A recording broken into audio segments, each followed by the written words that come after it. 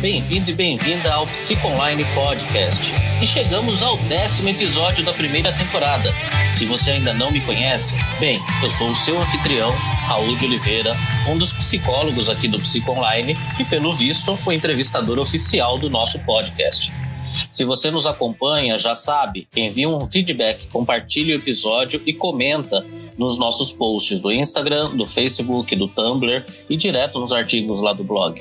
Agora, se essa é a primeira vez, seja muito, mas muito bem-vindo ou bem-vinda. É um prazer ter você aqui com a gente para conhecer mais do nosso projeto. Para marcar uma sessão, acessa psico.online no seu navegador. Não precisa nem do .com nem do .com.br. É só digitar psico.online. O tema de hoje é Escolha Viver Bem na Velhice.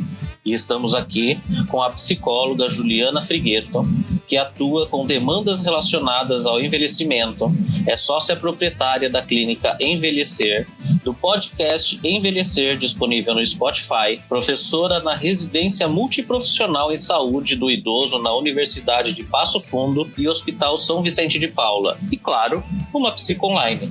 E já sabe, pintou dúvidas ou quer marcar uma consulta com ela? É só acessar o psico.online, clicar no botão Agendar Agora ou enviar um WhatsApp para 11 99 405 2821 ou ainda diretamente no site ou no Instagram da Ju, que é @envele.ser ou pelo WhatsApp da Juliana, que é o 54996848016. Repetindo, 54996848016. Juliana, muito obrigado pela sua presença. Seja muito bem-vinda. Eu que agradeço, Raul. É uma honra falar com vocês aqui. Ju, a gente já se conhece aí há um tempinho. Sei que você tem um projeto muito legal. Me conta um pouco do Envelhecer em Família. Raul, veio de um daqueles trabalhos de faculdade que você simplesmente faz quando dão a oportunidade, né? De ter uma ideia, assim, disruptiva. Eu digo disruptiva porque sempre se esperou que toda pessoa fosse até a clínica escola do curso de psicologia da URI, Universidade Regional Integrada de Frederico Westphalen, onde eu estudava. Aí, no TCC, no trabalho de conclusão de curso, que lá não era no último ano, era um ano antes do final da faculdade, eu vi que o percentual de idosos que iam até esse serviço da clínica escola era apenas 5%. E eu me perguntei, mas essa cidade não tem só 5% de idosos, né? Cadê o restante? Será que não estão precisando de atendimento psicológico? E aí, quando as professoras do estágio de clínica, que é do último ano da faculdade, nos desafiaram a elaborar um projeto de clínica ampliada, foi o que elas disseram. Eu disse, essa é a oportunidade. E aí convidei a colega, Haline Hassi, as professoras Annelise Mondardo e a Fernanda Grandene aprovaram, e toda semana lá íamos nós atender os idosos em home care, a domicílio. Isso tudo lá na cidade de Frederico Westphalen em 2010. Aí com a formatura em psicologia eu pensei, pra onde que eu vou no mundo agora? E lembrei que nos meus 3 anos de ensino médio em Passo Fundo, Rio Grande do Sul, eu morava num convento e tinha gostado da cidade. E como ela é a 4ª melhor cidade do Brasil para envelhecer, aqui voltei eu. Então o começo foi difícil. Eu tirei da área acadêmica, segui aqui em Passo Fundo atendendo idosos mais a domicílio mesmo. Depois eu fui colocando salas dos colegas enquanto trabalhava como concursada, na CLT, mas sempre com aquela vontade de ficar full time nesse projeto e cada pouco dando um passinho a mais nesse projeto, construindo a marca, Envelhecer com S, e depois de muitas pesquisas de mercado, eu fui alinhando os públicos-alvo e suas demandas. Ô Ju, olha eu já fugindo do roteiro. Como assim você morou num convento? Me explica. Eu preciso perguntar isso. Pois é, eu com 14 anos, lá no interior do interior, a 20 e poucos quilômetros da cidade, né? As mulheres, elas só saíam de suas casas para casar. E eis que na 6ª série aparecem umas mulheres diferentes dizendo que a mulher podia ser outra coisa. E eu, o quê? Ah, pode ser freira. E eu, vou querer. E foi o jeito, né? Hoje eu vejo, foi o jeito de eu sair de casa sem ser casando, né? Que legal. E aí, daí pra psicóloga foi fácil, né? Porque nossa, foi aí que eu conheci a psicologia, né? Se não fosse a freirice, eu nunca teria conhecido a psicologia lá nos interiores do sertão, né? Nossa, que legal. Eu não imaginava. Obrigado por compartilhar isso comigo e com os nossos ouvintes. É um prazer. Acho que isso motiva a gente, né? Uhum. E é muito legal ver que existem possibilidades, né? Então era pra você ser uma freira. Isso aí. Meu plano já estava traçado. Com 3 anos eu ia pra Canoas, depois eu ia pra Rio de Janeiro, depois eu ia pra Roma. Enfim, já tinha um plano pra mim lá. E eu não quis mais. Quis fazer psicologia. E aí você virou psicóloga. E aí tem o Envelhecer em Família. Qual é o público que você atende especificamente, então, Ju? Pois é, aí achava eu que seria pessoa idosa, mas eu fui vendo que no decorrer do tempo tinham muitas questões envolvidas, né? E aí eu acabei contemplando mais públicos, não só o público idoso, né? Eu fui analisando o mercado e constatei que a pessoa idosa é o público principal, mas nem sempre é ela quem busca o serviço psicológico. Muitos nunca foram a um psicólogo a vida toda, né? Então eu identifiquei também o público, os familiares, eles que estão atentos às demandas do idoso, né, e acabam ligando para mim dizendo, olha, meu pai, minha mãe, meu avô, minha avó precisa, né? Então em um primeiro momento aquele que mora com o idoso é que se vê com essa responsabilidade direta na velhice do seu ancião, e é aquele que também que saiu de casa fisicamente e que emocionalmente ainda se vê bastante envolvido, a ponto de muitas vezes até se sentir prejudicado na vida profissional por não ter alinhado essas expectativas com a sua família de origem. Então, muitas vezes esse público, o familiar, o segundo público que eu mapeei, ele chega por meio de um parecer inapto, quando foi fazer uma avaliação psicológica compulsória para fazer um concurso, ou quando ele se vê insatisfeito com o seu desempenho na faculdade, ou por não conseguir engravidar, casou, fez toda uma casa, mas não consegue engravidar. E aí a idade começa a ser um sufoco. Nossa, eu já tô com 35 anos, eu devia ter engravidado e não consigo. Então a idade começa a ser um determinante, principalmente para o público feminino, que tem os dias contados, o óvulo ele não vive para sempre, né? Ele não tem uma eficácia para sempre. Com 35 anos ele já começa a dizer, oi, não vão me usar, né? Então por isso. E aí maternidade bate a porta, e é curioso, porque parece, e aí eu não sei se eu tô falando com propriedade, que a responsabilidade pelo cuidado do idoso cai muito mais sobre a mulher, né? Parece, é comprovado, Raul. Nossa, todas as pesquisas mostram isso, que é o público feminino. E no meu doutorado eu fui descobrir outra variável, que é porque as mulheres, elas usam mais a força da cidadania. É uma força de caráter que todos nós temos, mas que parece que a cultura dá esse lugar à mulher fazê-la, né? Ela que cuida da casa, ela que se preocupa em cuidar de tudo, né? Então a cidadania é uma força que está muito presente na mulher. As feministas piram dessa história, né? Esse que é o desafio, porque é toda uma construção social e que tem ali uma saia justa com o movimento biológico. Eu aprendi o meu mestrado em envelhecimento, ele trabalha com essas duas vertentes, tanto a biológica quanto a social. É um desafio enorme conciliar tudo isso. E ainda mais nessa época, porque assim, eu tenho sentido, pelo menos no movimento social, que essas mulheres, elas têm buscado muito mais o seu espaço, a sua independência. E aí, ainda conseguir conciliar o que é esperado, que elas cuidem dos idosos, versus aquele... Você falou do biológico, né? De ter um filho, de criar e tudo mais. Mas ainda assim conciliar a sua própria conquista pessoal, né? Isso mesmo. Até que ponto ela assume como sendo dela essas expectativas e até que ponto é da família. Então, por isso, a analogia, a brincadeira ali com a marca envelhecer, porque o ser, com S, trela a pessoa, ela se construir como ser. É uma questão de identidade também. Poxa, que legal. Ô Ju, assim, você me falou de 2 públicos até agora, mas como a gente está crescendo, o nosso podcast está ficando maior, antes de eu fazer a segunda pergunta, eu vou dar uma pausinha para um anúncio rapidinho, tá ok? Vamos lá. É isso aí. a pergunta ficou no ar. Ju, você me falou aí de alguns públicos. E tem mais públicos que você atende? Porque você atende aí, você falou das mulheres, de quem tá chegando, do próprio idoso. Tem mais gente que você identificou? Isso, eu fui percebendo que à medida que esse idoso e essa, principalmente familiar, mulher cuidadora, iam buscando meus serviços, eles acabavam se deparando com outros dois atores, que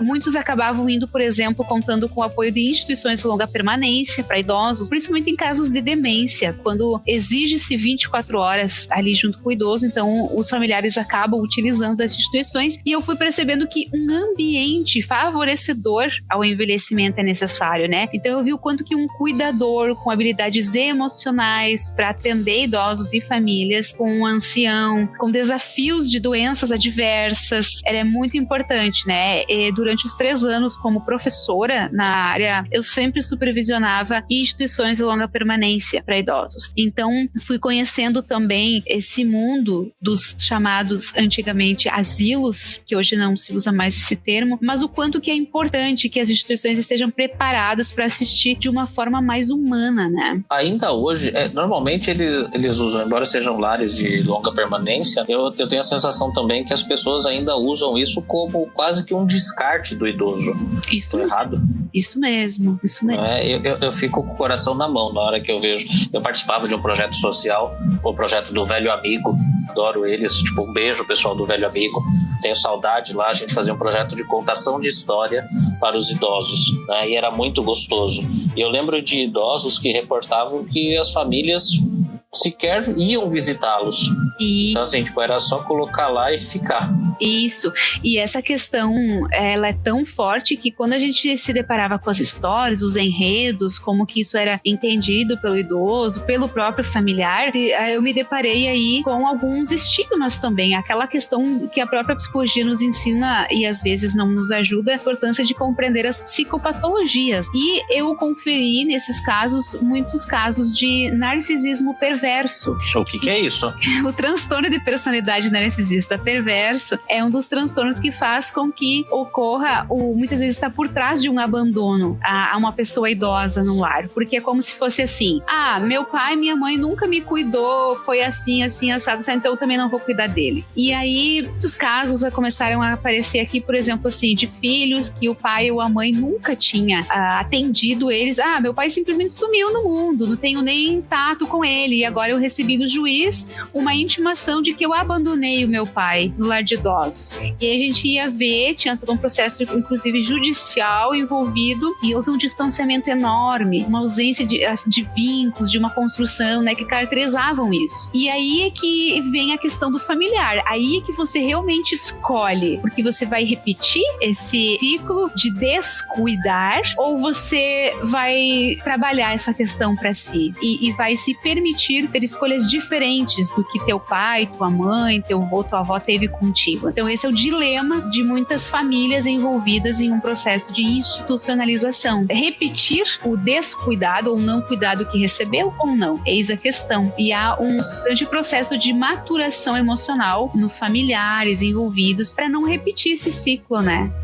Nossa, você falando assim, vem tanta coisa na minha cabeça. Eu fico imaginando, por exemplo, uma família desestruturada. Se a gente pegar o Brasil inteiro, pegar assim, né, os formatos que tem, de você ter filhos, já é difícil você criar os seus filhos. E aí, de repente, você entra nesse processo que você também tem que criar os seus pais novamente, né?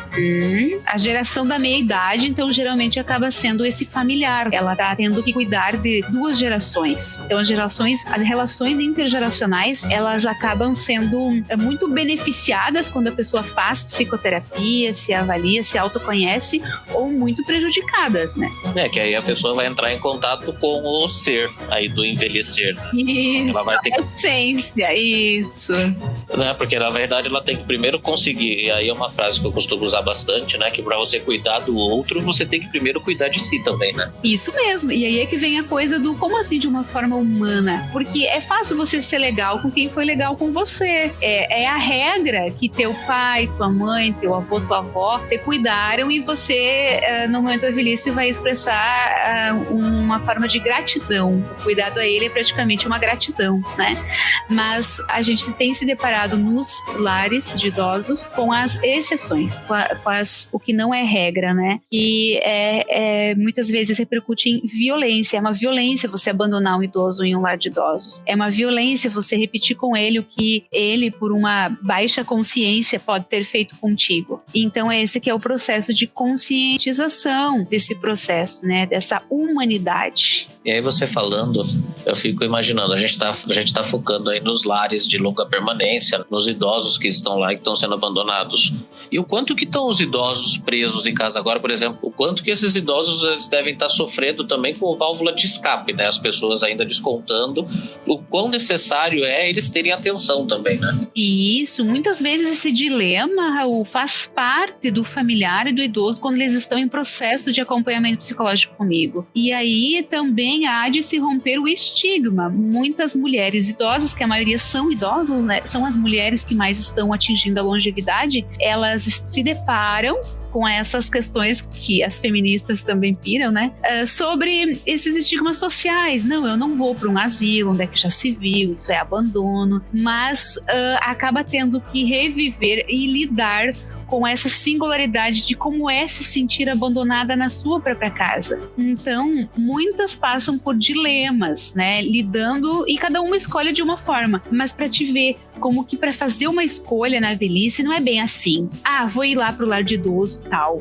Não é bem assim. A pessoa idosa passa por uma reorganização do ser dela e ela só consegue escolher viver bem depois que ela reorganiza a sua própria percepção de si.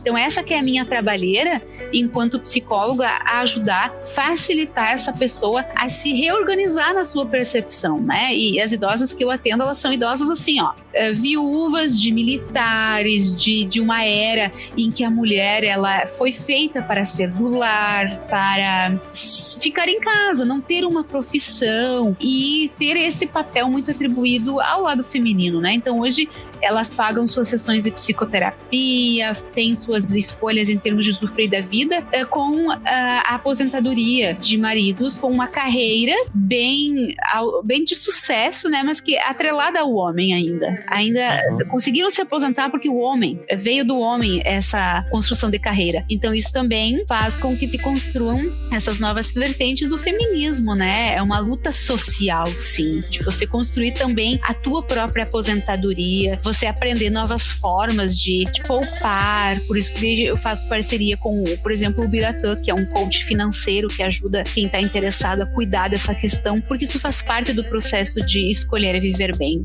Entendi essa frase, eu fiquei agora com uma pergunta, vou fazer uma pergunta como quase seu paciente. Diga. Como que eu sei então que eu envelheci? Aí que tá, né? Porque desde que a gente nasce, a gente envelhece, no sentido biológico. No sentido social, a filósofa Simone de Beauvoir já dizia, a gente sempre acha que é o outro que envelhece, a gente nunca envelhece, por isso esse grande distanciamento entre, não, você eu vou deixar aí no lar de idosos, porque você é o velho, eu não. E aí o sentido emocional vem para complementar o biológico e o social, né, e ajudar cada um a se permitir escolher a sua própria singularidade, escrever a sua própria velhice. E eu uso de filósofos, autores como Sartre, que fala do quanto que, pois é, a gente evita ao máximo assumir certas responsabilidades, afinal a gente pode ser muito livre. O perigo é grande se a gente ser livre também, porque assume muita responsabilidade pela própria existência. E aí por isso que eu uso autores como da psicologia humanista, né? Rogers, principalmente, que aposta nessa capacidade, nessa potencialidade do ser humano de se reinventar, de conseguir permitir. Bom, não é porque hoje eu tenho 59 anos e amanhã eu tenho 60 que eu envelheci. Eu vou construir. Mas segundo a lei, eu me torno idoso aos 60 anos.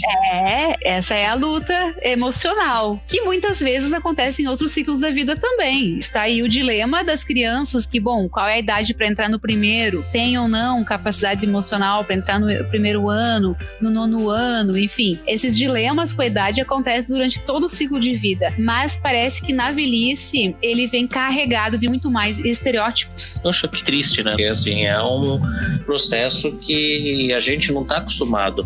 A gente trata, por exemplo, de várias vezes do tema do luto. Então, o luto já é um tabu. Mas se for pensar pelo que você está trazendo, além do luto ser um tabu, a velhice também porque é o que a gente vai chegando. E aí, assim, a pessoa vai começar a fugir daquilo. Não, eu não tô velho, porque se eu tô velho, já tô morrendo. E aí, assim, tipo, são vários pilares que a gente tem que vai assumindo, né? A Simone de Beauvoir, que é uma das feministas mais de raiz, ela defendia isso. Olha, a pessoa humana, ela tem mais medo de envelhecer do que de morrer. Ela alegava isso, tem sido constatado na prática, né? Nossa, eu vou parar para pensar um pouco mais a respeito dessa nossa conversa. Ótimo. Porque realmente eu nunca tinha parado para imaginar esse processo assim, tipo, ok, eu envelheci. Como que a gente vai trabalhar esse processo? Imaginando a gente que é ativo, né? E até quem não é ativo, né? Porque um dos discursos que eu trago do trato com o idoso, de ouvir, assim, de parar para ouvi-lo, é porque eu ainda coloco no modelo da empatia. Então não trago para a pessoa falando assim, pensa o seguinte, se coloca no seu lugar hoje, você é ativo, faz 10 mil coisas, tá lá, conversa com um monte de gente, e aí o seu corpo vai pedindo para você ficar mais tempo em casa, você já não tem o mesmo pique, toda aquela dinâmica de vida que você tinha, de repente ela desaparece. E aí você tem somente aquelas pessoas que estão perto de você para conversar. Por isso que ele vai ficar conversando, ele vai tentar puxar assunto, vai tentar contar história, porque é essa dinâmica que ele está procurando. Você se coloca no lugar, tá com toda essa vida que você tem, e aí de repente isso é tirado de você e você não pode sair dali. O que você ia falar? Você não ia tentar falar também, ia perguntar, ia conversar, ia continuar trabalhando desse jeito? Isso mesmo. Então essa empatia ela ajuda muito e ajuda também a pensar o quanto que a sociedade não está preparada para um envelhecimento sociodemográfico da medida que a gente está sendo acometido, porque é uma sociedade que mais preza pela teoria, o que a gente diz, a teoria da atividade. Nossa, é toda uma conversa, um discurso de que tem que estar ativo, de que tem que estar mil, de que tem que fazer. Tem um idoso que eu atendi que ele acreditou tanto nisso, entrou tanto, que ele levantava de manhã, ele já ia para uma corrida, depois ele ia para academia, depois ele ia para natação, aí de tarde ele ia para mais uma pista de ciclismo, aí depois ele fazia mais alguma coisa de dança e depois ele passava o dia em função, quando ele descobriu esse nível de consciência do envelhecimento. Mas aí, o que a sociedade não está preparada é para o próximo passo, que é o que a gente chama da teoria do desengajamento, que aí entram os asilos, antigamente ditos nessa expressão, né? Que é autorizar o idoso a se preparar para a sua morte e viver a sua velhice do seu jeito. Então aí eu não vejo outra profissão que possa fazer isso tão melhor como a psicologia. Porque todas as áreas, a geriatria, a gerontologia, elas estão muito interessadas na atividade. Elas olham para um idoso parado e pensam, nossa, tá aumentando o índice de mortalidade, olha a chance dele morrer, não sei o que. Mas emocionalmente, eu percebo que os idosos precisam esse tempo conectados consigo mesmo, sabe? Esse tempo assim, ó, de boas, tranquilos, um aprofundamento, um mergulho em pensar da sua própria existência, entende? E aí é preciso parar. Muitos nessa época se descobrem gostando de meditação e eram caminhoneiros, passaram a vida toda agitados pra lá e pra cá, nunca pararam pra ouvir uma música e sentir como o seu corpo reage ao som de uma sinfonia, né? E agora se permitem. Então isso está dentro da teoria do desengajamento. Cada um vai precisar fazer isso e quanto mais conseguir fazer, mais vai encarar a morte de uma forma muito mais singular e menos traumática, né? Então, acaba ficando bem mais claro que os públicos ligados ao envelhecimento englobam o idoso, a família, os cuidadores e outros profissionais que são ligados de uma maneira ou de outra à velhice. É isso? É esse o público do envelhecer? Isso mesmo. São 4 atores envolvidos, né, em um processo de envelhecimento bem sucedido. Então, Ju, você constatou que a forma de atender todas essas pessoas precisava ser mais humana. É isso? Isso, sempre mexeu comigo muito situações familiares assim em que as pessoas acabam por se distanciar de sua humanidade. Esses casos como você citou, de um abandono, por exemplo, e diante de ciclos de violência, seja ela psicológica ou física, fui me deparando com ambientes hostis que precisavam e viam na psicologia uma solução. E de fato, né, Raul, a psicologia ela é uma ferramenta imprescindível nisso. E eu comprovei a eficácia dela, inclusive na minha vida, né? Pois eu vim de uma família assim, meus 2 avós, tanto o materno como o paterno, olha a tragédia, nem chegaram a usufruir da velhice, porque eles foram assassinados antes de eu nascer. Eu nem cheguei a conhecer eles. Então, eu tive avós emocionais que supriram esse papel. Então, esse autoconhecimento meu, né, só foi possível por meio do que eu obtive fazendo psicoterapia. Eu conheci a psicologia no convento, aí com a faculdade eu fui fazendo psicoterapia e eu fiz todas as abordagens que tu imagina. Cognitivo-comportamental, as de ênfase no inconsciente, fiz até análise lacaniana, terapia sistêmica, né? E agora eu vejo que na psicologia humanista fez muito mais sentido pra mim. Eu lecionei essa disciplina na faculdade por 3 anos e eu fui vendo muito mais sentido nela. Claro que todas contribuíram, todas foram necessárias para construir a mim e ao envelhecer, o projeto Envelhecer, em cada momento da minha vida e da minha carreira, mas eu vejo que pelo mestrado em envelhecimento, no doutorado, quando eu fui estudar forças de caráter em idosos, eu não me vejo de outra forma, que outra forma melhor de favorecer em mim e nos meus clientes uma abordagem centrada na pessoa e não em técnicas. Vamos ver que botão que a gente aperta para daí, né? Não, nem em interpretações, para mim não faz sentido. Então, por isso a minha frase da marca é escolha viver bem, com essa ideia de não determinismo, porque eu atendi muitas pessoas em diferentes momentos do ciclo de vida, pesquisei 250 idosos de forma autorizada em comitê de ético de pesquisa, onde eu me deparei que, independente de que família você veio, de que crenças centrais você manteve, quando a pessoa é respeitada na sua humanidade, quando é permitido a ela que ela faça escolhas, ela tem um potencial enorme de autorrealização, inclusive na velhice, quando para muitos é entendido como uma fase assim, ladeira abaixo, né? A fase que não tem mais o que fazer. Então, nessa perspectiva humanista, sempre tem uma escolha. Então, eu quero saber se você tem alguma dica para aqueles que estão lidando com o processo de envelhecimento de alguém próximo no dia a dia. Aqueles que estão enfrentando diretamente, né? Sim, posso dizer 4. Primeiro, o quanto é importante ter orgulho da sua própria idade. Nunca usar ela como um fator limitante para um sonho. Eu sou velha demais para fazer carteira de motorista, para fazer isso, para fazer aquilo, né? Usar dos recursos de cada faixa etária. A segunda seria assim, para você que convive com um idoso em casa, é necessário sempre o autoconhecimento, né? Antes de olhar para ele, olhar a si, ver como está, para depois conseguir cuidar bem do seu ancião. E se você, daí vem uma terceira dica, escolhe cuidar bem a ponto de muitos chegarem a fazer do cuidado uma profissão. É preciso ter consciência de suas motivações, suas necessidades emocionais envolvidas, para que esse cuidado realmente seja efetivo. E uma quarta dica seria no sentido do teu local de trabalho, né? Ajude a instituição onde você trabalha a ser mais humana. Quando se atende uma pessoa idosa, distanciada dessa experiência do envelhecer, você fica achando que é somente o outro que envelhece, que ser idoso é algo distante.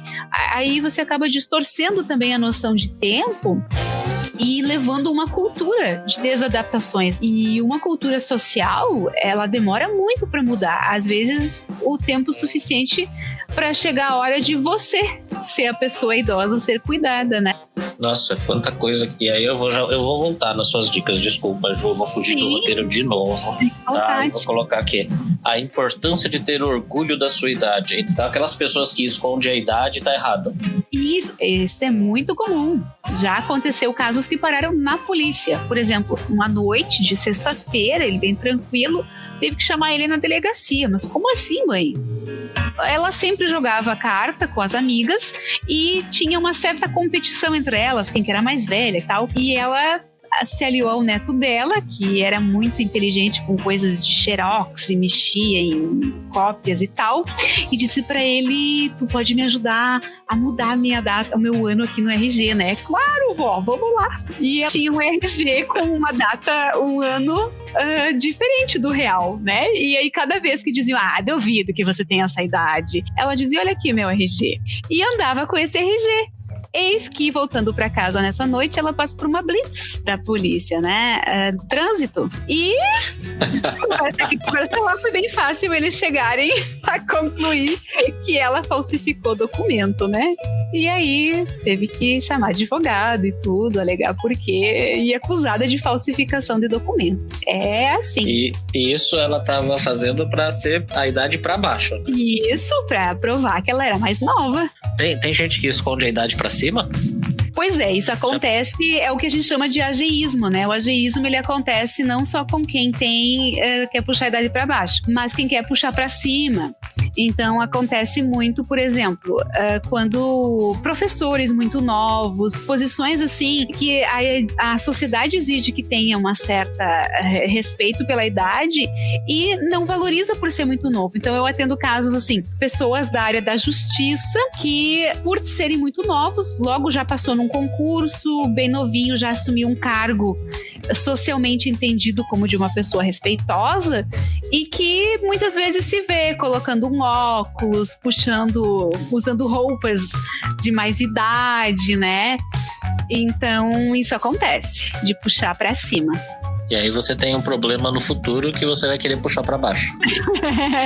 É assim, isso tudo por conta de tentar se encaixar num padrão que a sociedade constrói, né? E aí as pessoas ficam... Isso acontece também com as cirurgias plásticas, o quanto que as mulheres acabam, principalmente a mulher, o homem tido como mais vaidoso também, com relação à calvície, eles acabam tendo que fazer escolhas que muitas vezes, quando eles vêm para uma terapia, o dinheiro todo que eles investiram em cirurgias plásticas, eles dizem, se tivesse feito terapia, eu não tinha gastado todo esse dinheiro e teria viajado para tal lugar, sabe? Então eles revêem escolhas a partir do momento que se conhecem mais, né? Uhum. Aí a sua segunda dica fala de conviver com o idoso em casa. É necessário sempre autoconhecimento. E aí eu tenho uma pergunta. Como que você convive com um idoso difícil? Aí que tá, né? Inclusive isso virou um e-book. É um e-book do Envelhecer, para quem quiser identificar. Tá lá no Instagram, vocês podem entrar lá, vocês vão ver que de um ano atrás ainda tem esse e-book. No site também pode encontrar ele. É um e-book que foi construído justamente para isso, porque o difícil muitas vezes tem um certo limiar, assim, uma régua. Difícil quanto? É aquele difícil do tipo que um não rouba a identidade do outro, do tipo, definir o outro, é assim, não, essa minha filha é muito chata, é uma brincadeira que passa e isso não incomoda, ou passou ao ponto de ser algo que, olha, se você, minha filha, não for do jeito que eu quero, eu não te aceito. Aí já entra para um controle, uma grandiosidade, e aí entram nos critérios lá do DSM, Raul, do transtorno de personalidade narcisista perverso. Então o difícil é difícil quanto? E para quem? Tem todas essas perguntas. Mas para pessoa que se interessa em aprofundar mais isso, inclusive com critérios psicopatológicos, tem o e-book Idoso Difícil, que você pode adquirir lá no site. Também tem outro que é a escolha pelo narcisismo perverso ao longo da vida, que compreende mais fases do desenvolvimento, inclusive para aqueles idosos difíceis que hoje convivem com os netos. Então, muitos deles querem fazer do neto, colocar o neto num pedestal, e aí vão reproduzir esse narcisismo perverso. E aí, quando eles têm consciência do que eles estão fazendo e fazem terapia, eu atendo muitos netos juntos com os avós, em que há essa conversa, é muito rico, porque eles se dão conta do que cada um aí agora pode fazer. E hoje em dia as famílias têm geralmente muito menos filhos. Então, quando os idosos, os pais percebem o quanto é perigoso e é um assassinato da identidade dar ao neto o lugar de rei da casa, daquele que pode fazer tudo, que está num pedestal, ele está construindo um narcisista perverso. E que emocionalmente a gente tem percebido quanto que é uma epidemia no mundo emocional, o narcisismo perverso, inclusive com toda essa força que a nossa sociedade dá para a imagem. Então, aquele filho que ele tem um QI ali normal, mas ele é apostado, é criado uma expectativa nele como se ele fosse um superdotado, ele sofre muito, ele paga um preço de não ser quem ele é. E ele precisa matar quem ele é para ser quem esperam que ele seja. Então, de novo, a história do envelhecer.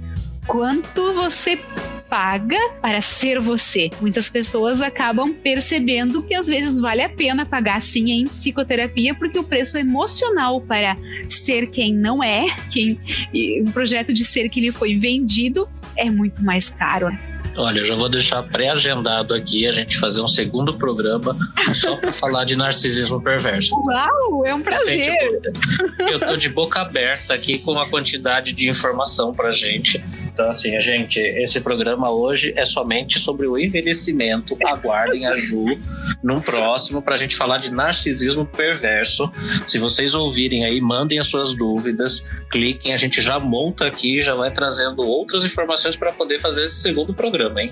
Legal, à disposição. Ju, a terceira era: escolha cuidar bem. Muitos chegam ao ponto de fazer do cuidado uma profissão.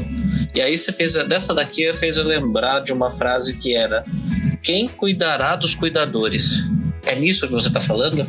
Mesmo, tem aparecido agora na pandemia do coronavírus, né? Aquela história toda envolvida com os profissionais de saúde.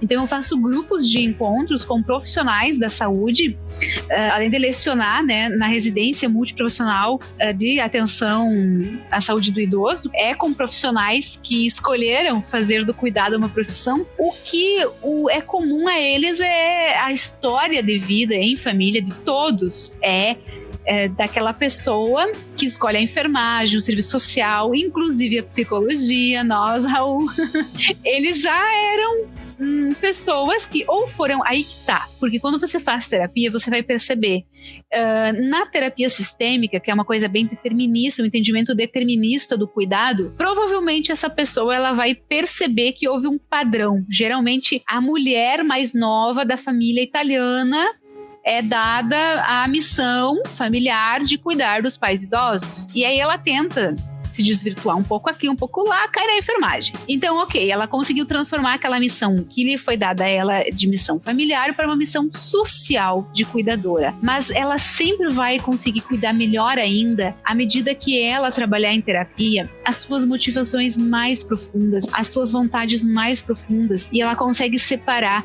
o que é um querer dela de um querer que foi ensinado, que aí é que as feministas também entram, porque muitas conseguiram pensar enquanto feminista: epa, peraí, isso aí me foi vendido, eu comprei muito bem, agora eu preciso devolver. Né? Eu comprei gato por lebre. Não, eu me descobri agora em outra coisa. Agora eu sou engenheira. Não quero saber de trabalhar com pessoas. Então isso acontece. Por isso que o processo de psicoterapia de um familiar, de um profissional da saúde, principalmente agora em épocas de pandemia, é rever toda uma questão de plano de carreira, de escolha, principalmente porque muitos profissionais de saúde se depararam com a ideia de: eu sou profissional de risco, eu tenho comorbidades, eu vou ter que sair dessa guerra biológica. Eu não vou poder me colocar em risco, porque eu tenho, inclusive, o meu empregador, o dono do hospital, do lugar que eu trabalho, onde eu sou concursado, que me libera para eu ir para casa, porque eu sou grupo de risco, não é para eu ficar na linha de frente. E aí acaba se redescobrindo. Não, pela primeira vez alguém olhou para mim. Pela primeira vez alguém parou e pensou: peraí, tu é grupo de risco? Primeiro vamos pensar em você. Então essa pandemia ela ajudou muitos profissionais de saúde a serem cuidados. E eu fico indignada com locais que chegaram a colocar os profissionais de saúde contra. Nossa, na nossa cidade 30% dos contaminados são profissionais de saúde. Como quem diz, cuidado, o profissional de saúde é um ser a ser excluído da sociedade. E outras cidades que chegaram a fazer assim: olha só, os nossos desertores da guerra, muitos profissionais de saúde, tantos por cento do nosso quadro de funcionários está em casa, são os desertores da guerra. Então houve esse movimento. Eu que estou trabalhando com os grupos de encontro, a gente faz agora online, então profissionais de saúde que também querem fazer esse autocuidado agora podem fazer de forma online, tem lá no site como fazer. Então tem se deparado com esse tipo de questionamento existencial, inclusive, né? Nossa, é muita coisa. Ju, eu vou acelerar um pouquinho, porque a gente já tá... O papo tá tão legal que a gente já passou aí dos nossos limites de gravação. Daqui a pouco tá um recorde aqui. Então eu vou, assim, continuar perguntando e aí depois a gente vê como faz. Mas aí a última que você trouxe é: ajude a instituição onde trabalha a ser mais humana. quando você atende uma pessoa idosa, distanciando da experiência de envelhecer e aí também das pessoas que estão, da adaptação cultural. Eu, pelo menos, não me lembro, e aí se alguém até nos ouvintes lembrar assim, que tem algum projeto, alguma empresa, eu não me lembro de nenhuma empresa que trabalhe muito com essa parte do envelhecimento. Normalmente eles ainda excluem os idosos porque já não fazem mais parte do quadro, né? Isso, e a maioria das empresas que a gente tem visto é uma aderência estilo compulsório, né? Tem que ter fila preferencial pro idoso. Ai, que droga. Fazem assim na má vontade, insatisfeitos. Então, há ainda esse olhar de vamos ter que engolir a goela abaixo essa lei que deu prioridade ao idoso. Uhum. E aí, assim, tem alguma empresa que tem esse processo de trabalho com os idosos já, hoje? Você lembra de alguma? Eu não lembro, tá? Olha, eu faço convênios, inclusive, com empresas como sistema bancário, e é muito difícil. A fase de aposentadoria é um pesadelo, porque não há esse trabalho. Inclusive, eles são ameaçados, muitas vezes sofrem violência psicológica. Você não se atualizou, você não sei o quê, então cuidado, você pode sair. Tem um aí novinho que pode pegar teu cargo. Tem todo esse dilema. Tem todo um bullying envolvido ainda. É bem sutil. Bom, se alguém lembrar, se alguém conhecer alguma empresa aí que tem um projeto, deixa um comentário pra gente nos nossos posts, no nosso post que vai sair no Instagram, nos outros, pra gente conhecer também. E aí a gente fala no próximo programa. Sim. E aí, pra gente fechar, qual que é a forma que você tem achado para ajudar as pessoas concretamente? Pois é, você pode não achar fácil seguir essas quatro dicas, né? E pode escolher o que mais tem a ver com você. É nessa ideia que se fundamentou os 4 programas aqui do Envelhecer. Então, tem o programa Tem Orgulho da Idade, o programa Tem o Idoso em Casa e a Família Como Vai, o programa Escolha Cuidar Bem e o programa Instituições Mais Humanas. Entrando no site, você escolhe e cada programa daí tem os seus passos, suas especificidades e como você aderir, que serviço você vai querer usar a partir do que o programa oferece. E o site é o? www.envelheceremfamilia.com.br. O envelhecer é com S, por causa que é uma marca. Ok. E lá no site tem o blog, então, onde inclusive tem materiais, dicas, sempre tem atualizações, novidades. Uhum. Gente, foi muito legal, não foi? Curtiu? Compartilha. Mas infelizmente, estamos chegando ao final deste episódio e da temporada. Deixe seu comentário lá no anchor.fm/psico.online ou nos posts do episódio. É claro, preciso dizer que o Psico Online é um projeto que liga você aí, que está nos ouvindo, a um psicólogo. E para isso, desenvolvemos diversos conteúdos que podem ajudar muito você no seu dia a dia. Por exemplo, aqui no podcast, já falamos sobre sexualidade, habilidades sociais, educação, romantização do sofrimento, terapia cognitiva comportamental, relacionamentos abusivos, pais sobrecarregados, e essa foi só a primeira temporada. Confere aí acessando o Psico Online no seu navegador anchor.fm/psico.online ou direto lá no site https://psico.online, ok? Vale dizer que nós somos vários profissionais e que quando você entra em contato via site, via WhatsApp ou uma das nossas redes sociais, um dos nossos PCs vai fazer algumas perguntas antes de encaminhar você para uma consulta. Valores, dias, horários, você acerta com o profissional, beleza? Lembre-se do seguinte, queremos te atender da melhor maneira possível. Assim, se a situação está apertada, se você tem alguma dúvida, não se acanhe não. Entre em contato que vamos fazer de tudo para você ser uma das pessoas que sabe bem o valor de uma excelente terapia. Ju, gostou? Vamos nos despedir? Muito bom, foi um prazer estar aqui conversando contigo, com vocês ouvintes que quiserem saber mais sobre o projeto, entra lá no site envelheceremfamilia.com.br/blog E no final, inclusive, lá no blog eu posso deixar um link onde que você pode clicar e ganhar um e-book, porque com essa pandemia, justamente o desafio de escolher viver bem, ele tem como um apesar às mortes. A pandemia tem realmente trazido muitos desafios para as famílias, principalmente dos idosos, né, Raul? É um momento bem complicado para o idoso, para todo mundo, mas eu acredito que os idosos também sejam um dos que mais estão sofrendo nesse exato momento. Isso mesmo. Ju, eu adorei, de verdade, já está convidadíssima para um outro programa. É importante dizer que esse não é o final da temporada ainda, a gente ainda tem mais alguns programas, a gente está acabando a temporada, e se você tiver dúvida, comentário, na hora que você acessa o site lá do Anchor.fm, você tem uma opção lá que é mandar mensagem de voz pra gente. Você pode mandar, a gente vai juntando e talvez a gente responda aí durante os episódios. É isso aí, pessoal. Muito obrigado, Ju, pelo seu tempo, por compartilhar esse conhecimento gigante aí com a gente. Valeu, um beijo, compartilhe. Ju, manda o seu beijo. Um beijo para todos, é sempre um prazer e às ordens. É isso aí, gente. Até o próximo episódio. Tchau!